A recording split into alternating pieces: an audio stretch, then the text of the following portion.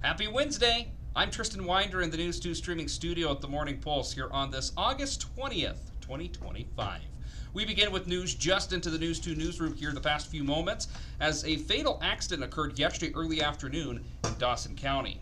Just after 1 Central on Tuesday, a Chevy Equinox attempted to turn left off of eastbound Highway 30 onto a residential street in Cozad.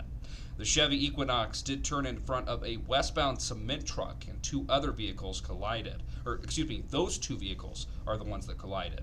The driver of the Equinox, identified as Linda Bubak, 80 of Cozad, was pronounced deceased at the scene. The driver of the cement truck suffered minor injuries and was transported to the hospital in Cozad. The crash does remain under investigation. The Nebraska State Patrol was assisted at the scene by the Dawson County Sheriff's Office, Cozad Police Department, and the City of Cozad as well.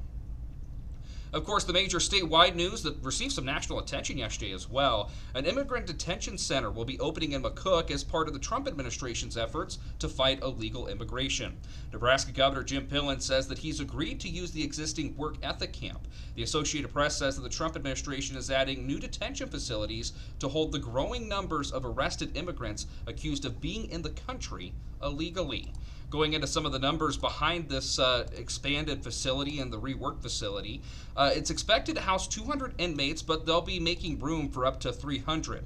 The 186 inmates currently lodged at the facility will be rehoused across the state of Nebraska. 20 Nebraska National Guard soldiers will start on administrative work there, along with some clerical and logistical support for the Nebraska-based ICE officials when it comes to enforcing immigration laws as well. The agreement is set to last until at least this coming November. In other news throughout the region, the opening of Lake Mac Casino and Racetrack was not just about cards, machines, or racing. For the western Nebraska community of Ogallala, it's a bet on long-term development, increased traffic off of I-80, and extended stays near Lake McConaughey.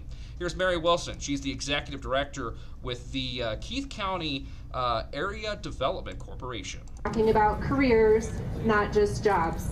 We're talking about tourism that fuels local businesses year after year. We're talking about families who stay, students who come back, and a region that continues to grow without losing what makes it special. Rounding out the Morning Pulse here on this Wednesday, August 20th, with a check the 7-day forecast. A couple more warm ones in store for us today. Temperatures in the low 90s today and tomorrow, but then cooler conditions by the time we hit the end of the work week, and that's going to extend not just into the weekend, but well into the upcoming work week. Along with those cooler temperatures and that cool front moving into the region, we do have strong chances of storms as well. The biggest chance thus far does begin on Friday with a 50% chance right now. 40% chance then throughout the weekend. That's going to dip down to 30% to begin early next work week.